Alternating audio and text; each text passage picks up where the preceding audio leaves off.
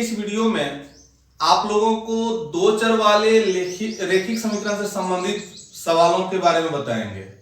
चूंकि दो चर वाले रेखिक समीकरण से संबंधित पार्ट 1 यानी सीरीज 1 को मैंने पिछले ही सप्ताह अपलोड कर दिया था और आज के इस वीडियो में उससे संबंधित कुछ अन्य क्वेश्चन को सॉल्व करके दिखाऊंगा जो आप लोगों के द्वारा डाउट क्वेश्चन के रूप में मेरे व्हाट्सएप नंबर पर आया था। तो पिछले सीरीज में मैंने बताया था कि कोई भी दो चर वाला रेखिक समीकरण अलग अलग विधियों द्वारा हल किया जा सकता है और प्रत्येक विधि द्वारा हल किए गए समीकरण का उत्तर समान होता है। तो पिछले सीरीज में मैंने बताया था कि प्रतिस्थापन विधि द्वारा समीकरण को हल कैसे किया जाता है, विलोपन विधि द्वारा समीकरण को हल कैसे किया जाता है, वज्र गुणन विधि द्वारा समीकरण को हल कैसे किया जाता है। तीनों से संबंधित मैंने एक एक एग्जाम्पल दे करके आप लोगों को बता दिया था, दिखा दिया था और तीनों स्थिति में आपने देखा, सीखा और इसी कारण से आप लोगों के द्वारा कुछ डाउट क्वेश्चन मेरे व्हाट्सएप नंबर पर आया। तो आप देखते जाएं मैं आपके द्वारा दिए गए क्वेश्चन को किस तरह से सॉल्व करता हूं ताकि आप इससे संबंधित प्रत्येक क्वेश्चन को घर बैठ करके सॉल्व कर सकते हैं। मैंने पिछले सीरीज में बताया था कि दो चर वाले रेखिक समीकरण को हल करना बोर्ड एग्जाम के लिए बहुत ही इंपॉर्टेंट है। चाहे वो प्रतिस्थापन विधि हो, चाहे वो विलोपन विधि हो, चाहे वो वज्र गुणन विधि हो, तीनों विधि से संबंधित एक या दो सवाल हर साल एग्जाम में आते हैं। और यही नहीं, भाषा वाले जो क्वेश्चन होते हैं या गणित के अन्य ब्रांच में आपको समीकरण से संबंधित सवाल या विधि की जरूरत पड़ जाएगी। इसलिए इन तीनों विधियों को ध्यान रखना, इन तीनों विधियों को समझना बहुत ही आवश्यक है। तो मैं एक एक करके प्रत्येक क्वेश्चन को हल कर रहा हूं, आप लोग देखते जाएं।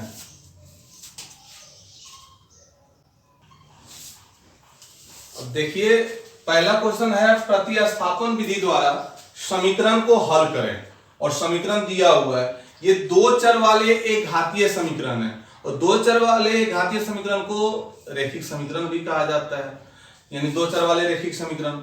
अब इसमें आपको x और y का मान निकालना है। चूंकि विधि है प्रतिस्थापन विधि तो उसको फिर किस तरह से बताया है वो तरीका देख लें।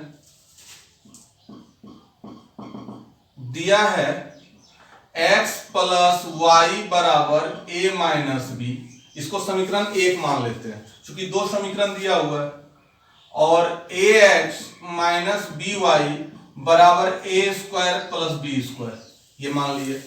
पिछले सीरीज में मैंने बताया था आप लोगों को कि प्रतिस्थापन विधि में होता क्या है कि एक चर, किसी भी समीकरण से एक चर का मान प्रतिस्थापित करके किसी दूसरे समीकरण में रखा जाता है और वहां से दूसरे चर का मान प्राप्त होता है और फिर इस तरह दूसरे चर से पहले चर का मान प्राप्त करते हैं, यानी हटा देना, प्रतिस्थापित कर देना। और मैंने बताया था ये 3 स्टेप में चलता है।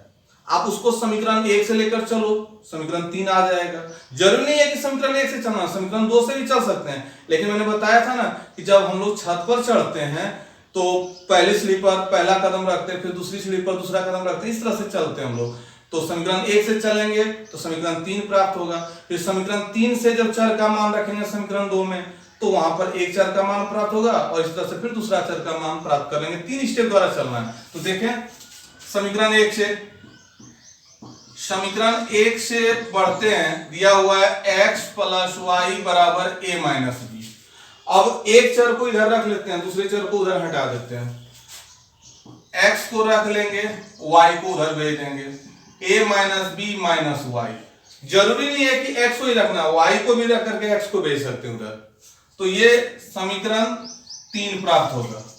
अब समीकरण 3 से x का मान किसी भी समीकरण में, तो चूंकि समीकरण 1 से हम लोग चले तो ये समीकरण 3 से x का मान समीकरण 2 में रखेंगे। तो लिखेंगे समीकरण 3 से x का मान समीकरण 2 में रखने पर, तो 2 में जो जो दिया हुआ है पहले उसको चेक कर लेंगे। तो 2 में दिया है ax माइनस बी वाई, तो x के जगह पर x का जो मान है वो रख देंगे।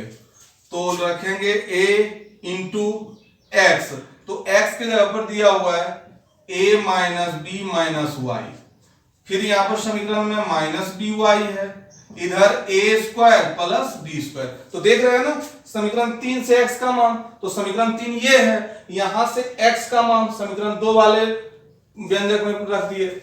अब यहां पर देखते हैं a गुना a करेंगे तो a स्क्वायर होगा, a से माइनस b को गुना करेंगे तो माइनस a भी होगा, a से माइनस y को गुना करेंगे तो माइनस a y होगा, फिर ये माइनस b y बराबर a square plus b square. अब दो साइड है LHS और RHS, देखते हैं कटने वक्त काटेंगे, नहीं तो एक काम करते हैं चर वाले वैल्यू को एक तरफ रख लेते हैं और अचर वाले को दूसरी तरफ भेज देते हैं।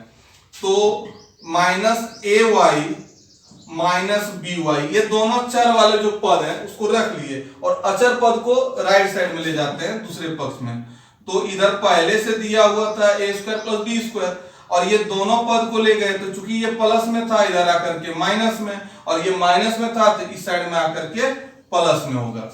अब जो कटने वाला होगा काट देते हैं, तो माइनस ए स्क्वायर प्लस ए स्क्वायर ये दोनों कट गया, यहां पर माइनस ए वाई या माइनस बी वाई है तो दोनों में कॉमन ले लेते हैं, माइनस माइनस कॉमन है, वाई वाई कॉमन है तो यहां पर लिख देंगे माइनस वाई।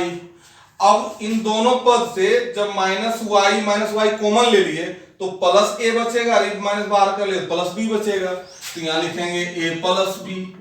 राइट साइड में देखते हैं दाएं पक्ष में बी स्क्वायर है प्लस ए बी है तो b square plus a b, ये minus y a plus b, इधर देखिए दोनों में कॉमन क्या है तो दोनों में b कॉमन है तो b बाहर कर लेते हैं, तो यहाँ b स्क्वायर था तो b स्क्वायर बराबर b गुना b, तो a भी बाहर कर लिए तो एक b बच गया और इससे b बाहर हो गया तो ये a बच गया। अब माइनस वाई बराबर, चूंकि माइनस वाई के साथ a प्लस बी गुना में है तो राइट साइड में भेज देंगे तो उधर जाकर के बट्टा में हो जाएगा अर्थात भाग में हो जाएगा, तो b whole into b plus a है बटे ये हो जाएगा a प्लस बी। तो देख सकते हैं कि ये a प्लस बी ये प्लस बी दोनों सेम है, कट जाएगा तो कट जाएगा तो ये b प्राप्त होगा, तो इसलिए y बराबर ये माइनस वाला चिन्ह है राइट साइड में भेज देंगे दाएं पक्ष में तो इधर चला जाएगा तो माइनस बी, क्योंकि y बराबर यहाँ माइनस वन है ना, y के साथ कुछ नहीं है गुणज में तो माइनस वन, तो माइनस वन उधर जाएगा तो बट्टा में हो जाएगा माइनस वन, तो b बट्टा माइनस वन यानी माइनस बी। इसको जनरली हम लोग बोल लेते हैं इधर माइनस ही उधर लगा दिए माइनस हो गया। अब y का मान आ गया माइनस बी, y का मान किसी भी समीकरण में रख देंगे, तो जो समीकरण 3 हम लोग निकाल के रखे हैं उसी में रख देते हैं।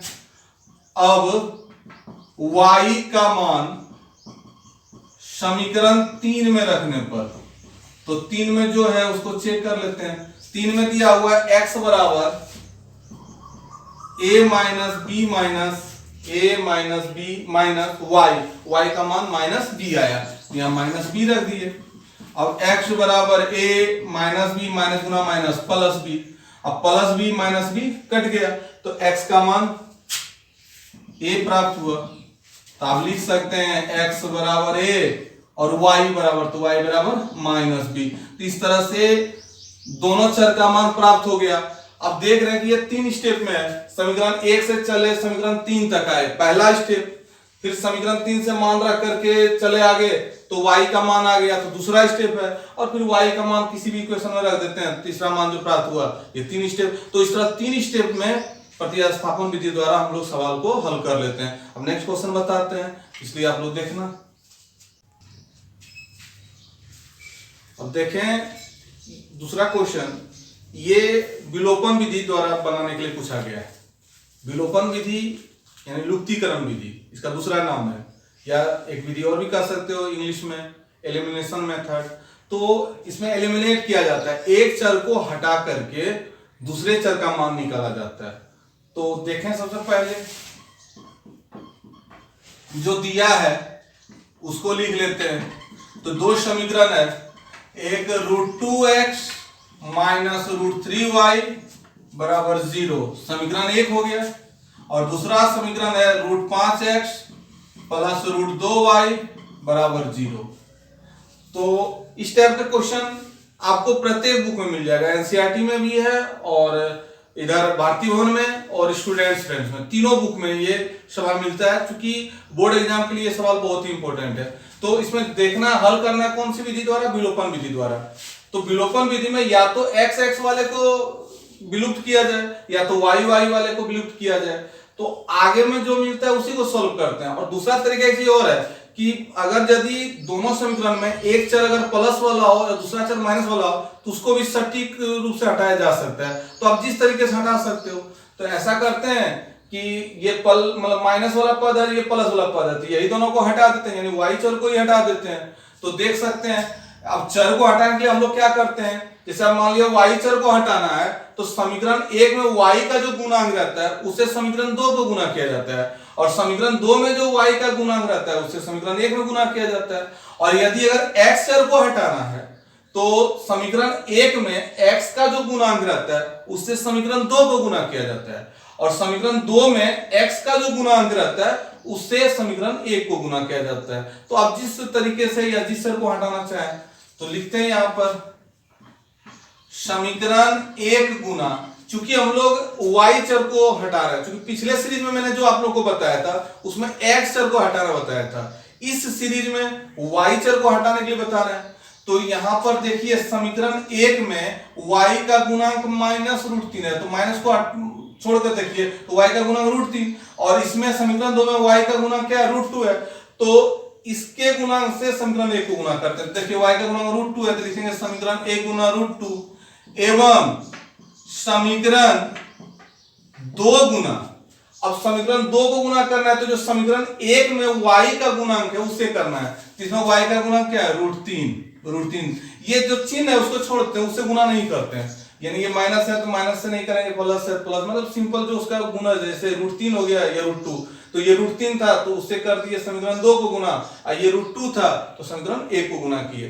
तो गुना करना है तो देखते हैं समीकरण 1 को √2 से गुना करना है तो √2 गुना √2, तो इसको √4 भी लिख सकते हो या केवल 2 लिख सकते हैं, क्योंकि हम लोग जानते हैं कि √a गुना √a, तो a पर 2 पावर हो जाएगा, या फिर √a का होल स्क्वायर, तो रूट स्क्वायर खत्म तो क्या बचता है a, तो सिंपली तो इसको लिख देते हैं, जैसे √2 गुना √2 करेंगे तो लिख देते हैं 2, और ये x, फिर -√3 को √2 से गुना करना है, क्योंकि देखिए √2 से पूरे समीकरण को गुना करना है, तो √2 से इसको किए तो 2x हो गया, और √2 से इसको करेंगे तो माइनस ये 2 तिया 6 हो जाएगा y, और फिर √2 से 0 को गुना करेंगे तो 0 हो जाएगा, यानी √2 से तीनों पद में गुना किए, √2 से इसको गुना किए तो 2x, √2 से इसको गुना किए तो √6y, और √2 से इसको गुना किए तो 0 हो गया।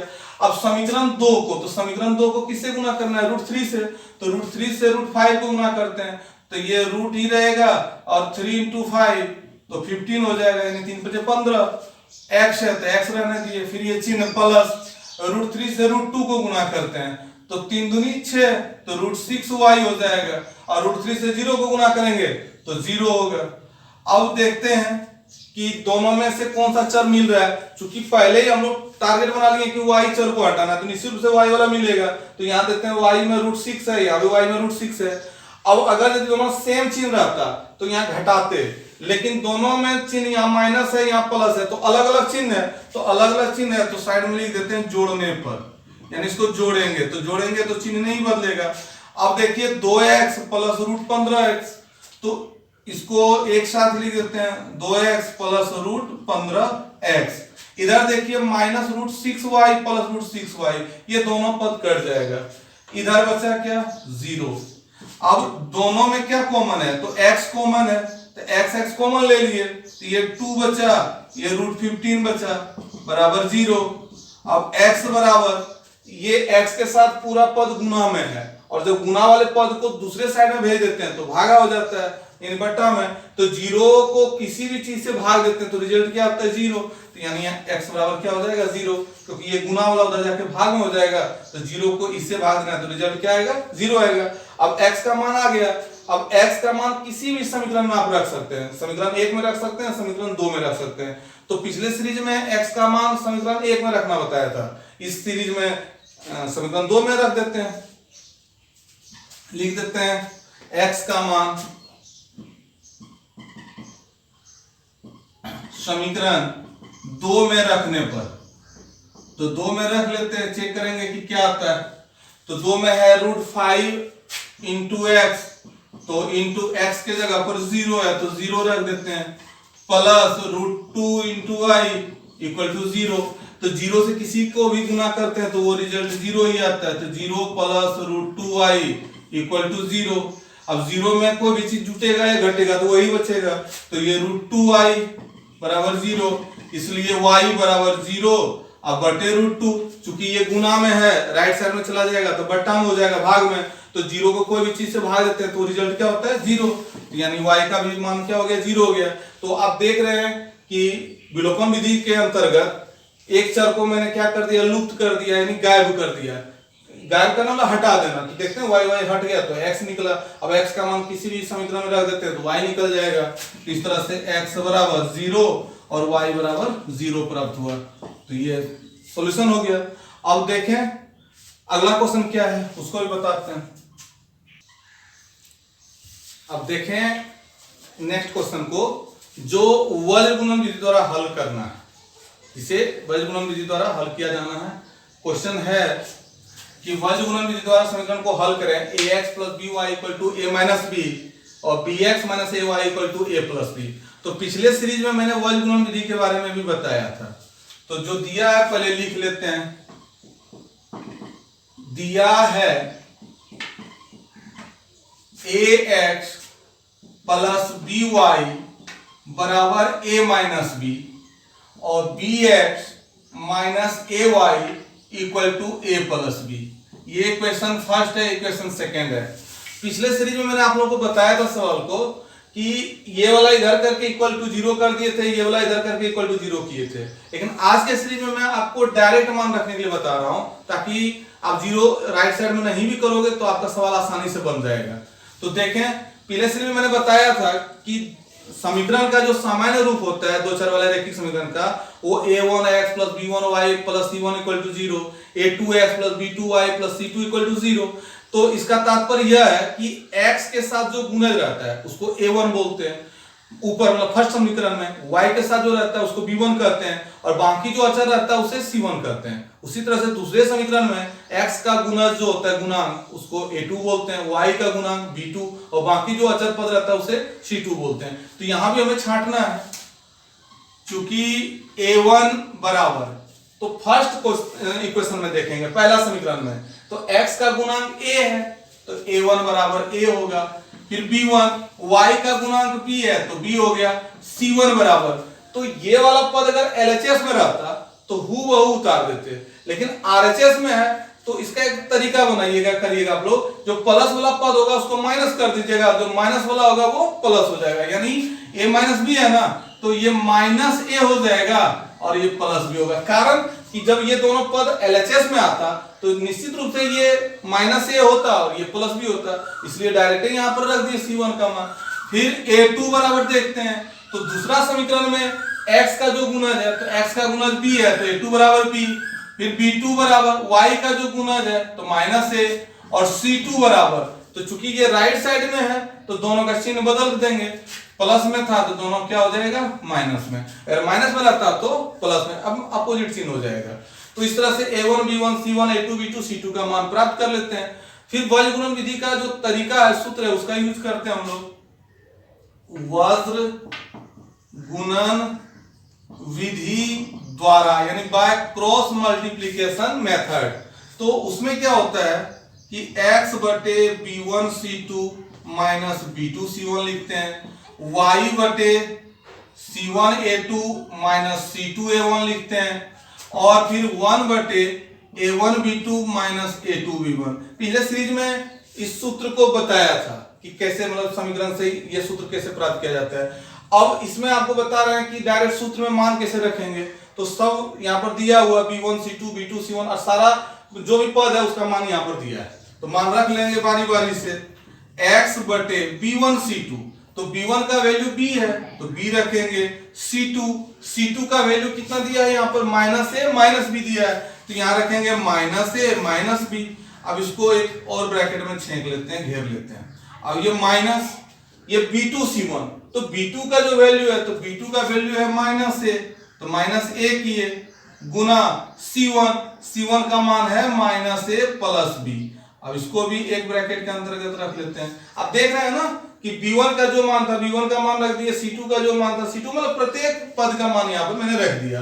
अब y बटे y का में जो देखते हैं c1, तो c1 का जो वैल्यू है वो रखे, तो minus a plus b Guna a2, तो a2 का मान b था तो b रख दिए, फिर इसको एक ब्रैकेट के अंदर ले लिए, सूत्र में यहाँ माइनस तो माइनस, फिर c2 a1, तो c2 का जो मान था वो रखा माइनस a माइनस b, और a1, तो a1 का भी मान देख लेते हैं, तो a1 का मान a है तो यहाँ a रख दिए।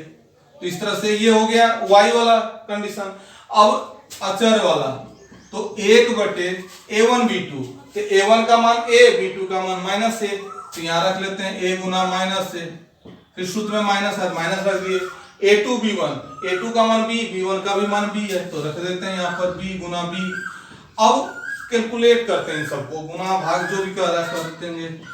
अब x बटे देखते हैं, b को माइनस a से गुना करेंगे तो माइनस a भी होगा, b को माइनस b से गुना करें तो माइनस b स्क्वायर होगा। अब यहाँ पर देख लेते हैं कि माइनस गुना माइनस प्लस हो जाएगा, तो a को माइनस a से गुना करते हैं तो चूंकि ये प्लस हो गया ना, तो a को माइनस a से गुना करेंगे तो माइनस a स्क्वायर, और फिर प्लस a से b को गुना करेंगे तो प्लस a भी होगा। अब y के कंडीशन में देखते हैं, तो b को माइनस a से गुना करेंगे तो माइनस a भी होगा, और b को b से गुना करेंगे तो b स्क्वायर होगा। फिर यहाँ दोनों में से माइनस कॉमन कर ले लेते हैं, तो दोनों में से कॉमन लेंगे, माइनस ऑलरेडी यहाँ माइनस था तो माइनस गुना माइनस प्लस हो जाएगा, और ये दोनों पद भी प्लस में है, तो a से a को गुना करेंगे तो a स्क्वायर, और a को प्लस b से गुना करेंगे तो प्लस a भी होगा। फिर यहाँ देखते हैं y बटे a गुना माइनस a, तो minus a square, b Guna b तो b स्क्वायर हो जाएगा। अब जो कटने लायक होगा उसको काट देते हैं पद को, तो ये प्लस a भी है माइनस a भी है, दोनों कट जाएगा, यहाँ भी प्लस a भी है माइनस a भी है, दोनों कट जाएगा। तो इसको यहाँ पर बना देते हैं, देख लीजिए x बटे ये minus b square minus a square है, तो लिख लेंगे x बटे, दोनों में से कॉमन ले लेंगे तो माइनस कॉमन लेंगे तो a square plus b square होगा, फिर बराबर y बटे, यहाँ पर a square plus b square है तो रहने देते हैं प्लस में ही a square plus b square, और 1 बटे यहाँ पर देखते हैं दोनों में माइनस कॉमन है तो माइनस ले लेते हैं कॉमन, तो a square plus b square. अब तीनों आ गया हमारे पास, तो तीनों को कर लेते हैं बराबर से, एक बार x के बराबर इसको कर लेते हैं, एक बार y के बराबर इसको कर लेते हैं, तो x बटे minus whole into a square plus b square बराबर 1 बटे minus whole into a square plus b square. एवं फिर y वाला कंडीशन यहाँ देखते हैं, तो y बटे a square plus b square बराबर 1 बटे minus whole into a square plus b square. तो ध्यान दीजिएगा ये minus a square plus b square जो है माइनस होल इंटू, ये जब जाएगा उधर तो गुना में हो जाएगा, तो ये पद दोनों कट जाएगा, नहीं तो करके दिखा भी देते हैं। x बराबर 1 by minus a square plus b square, और गुना ये वाला चला जाएगा ऊपर में तो minus whole into a square plus b square. एवं फिर यहाँ पर हो जाएगा y बराबर, ये बट्टा में ऊपर हो जाएगा तो a square plus b square minus whole into a square plus b square. अब जो कटेगा काट देंगे, ये पूरे पूरे कट जाएगा तो x बराबर 1 होगा, और यहाँ पर ये दोनों कटेगा तो y बराबर -1। तो इस तरह से x का मान 1 प्राप्त हुआ, y का मान -1 प्राप्त हुआ। तो इन तीनों क्वेश्चन के आधार पर आप फिर तीनों एक्सरसाइज, यानी अगर स्टूडेंट्स बुक को फॉलो कर रहे हैं तो 3.2, 3.3, 3.4 आसानी से आपका बन जाएगा। फिर अगले सवाल को अगले सीरीज में लेकर के आते हैं, तब तक के लिए धन्यवाद।